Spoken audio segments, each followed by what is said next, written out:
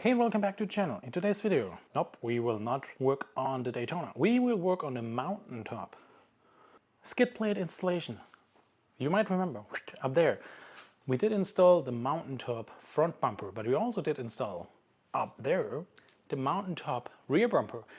Finally, they also have this skid plate available, fitting and suitable for the front bumper. So we'll install this bad boy and hopefully protect our very valuable steering components like tie rod and drag link and other stuff, because I also installed up there the Apex chassis tie rod and drag link. So we want to protect them best possible, especially when you want to go off-roading. So we'll get started, what's in the package, and then we'll go through the installation itself and what we can prepare and how we install it. So in the box, you can guess it. It's correct. We do have the skid plate itself.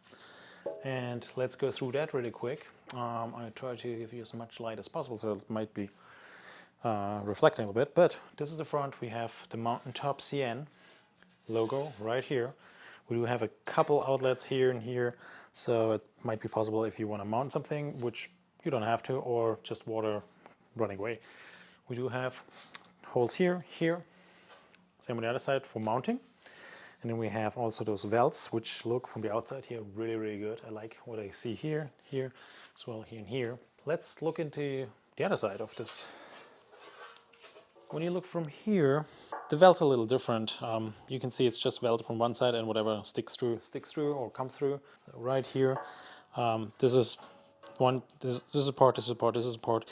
And you can see that it's definitely, it's a not as high quality weld like it is on the other side, but it will do its job. It's aluminum, by the way, so it is not as durable as steel. It's also not as heavy as steel, but it will do, I think, a good job just to prevent those rocks kicking against your car or especially your steering components. So skid plate is also covered in this awesome coating. I forgot the name. I'll put it right below here, which is cool.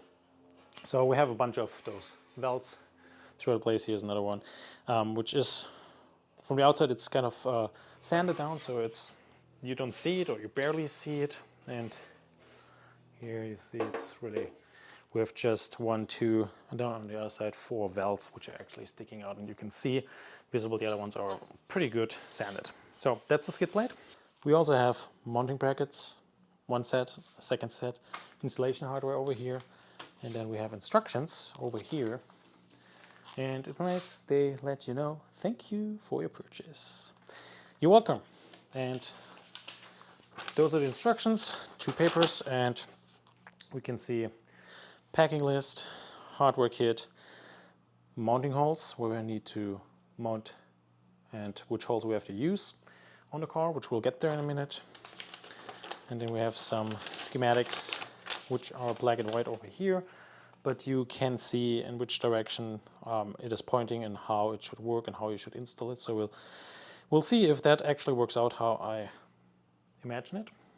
And the first thing we'll do, we'll start with setting the mounting hardware to the side, figuring out which brackets we'll use the first and where to mount them.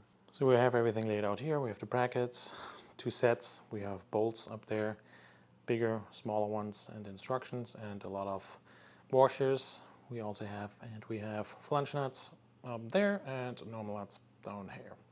So to make it easier, here I want the driver's side, and here we can see that's what we need. So it means for you, you might have to take off the original skid plate and maybe also your bumper, depends on what you need to do, but at least the original skid plate and how that works in that video up there. You can see that. I'll try to play around here and do and show you how it works. Or do you want to be here? That's how it should look finished. So when you look from the side, here's the driver's side, right? And those are the long bolts we want to use first.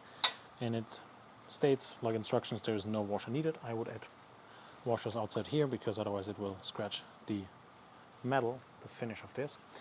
And I'm using the hex, I'm using the flange nuts, those on the other side at the moment, just to hold it in and give you an idea. Because we'll need this piece as counterpart for the other side, so it means we want to kind of covering this entire stud here. And it means I'll add the washers real quick.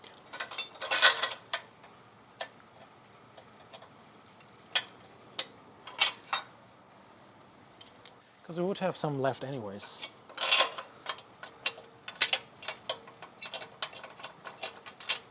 And I believe it's just missing an instruction. So let's see if that's true or not.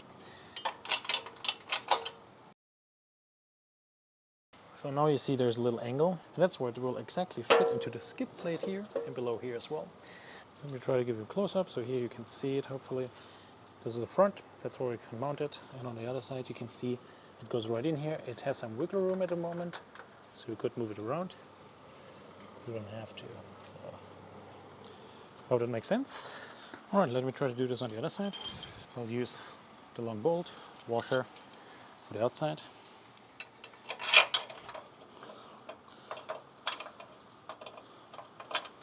Try. Oh, that's kind of how I want it. Hope you can see that. There's this little angle to the front. Use the second bolt. Do pretty much the same. And now we'll use the other part to kind of frame the entire. Let me call this stud, whatever you want to call it, which is sticking out here. I think it's just better. I hope it does hold. I might use Loctite at one point as well. I'll finish the installation first, and then we'll see if that actually does hold or not. There's one flange nut, by the way. It's going very difficult, so I hope I'll get it tightened. I do have some wiggle room here in this part. So let me see. I'll try from this side first. That means I haven't tightened anything yet. I will just use the small bolt as well as a washer. Try to aim for tightening again. There we go. Great. Think. Number one. And this will be number two. So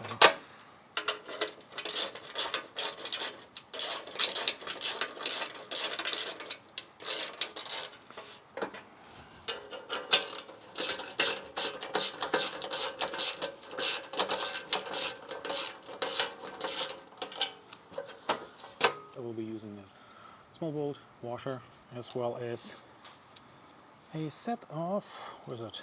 Nut, lock washer and washer. So we'll see how that goes back there. It will be tricky to get everything in, I guess, but we'll give it a try and see how far we can get.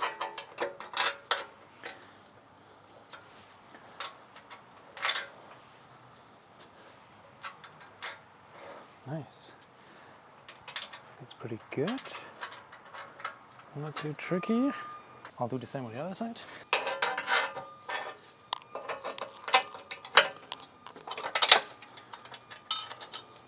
Nice, so we're getting there. And before you do that, actually make sure that you tightened those ones here and here. That's one.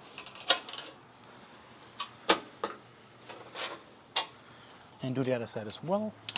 There's actually no torque value given at the factory. So we'll just give it a try. In front, the sides. Very important to do the lower part first, this side first. Now we still might have some leverage here.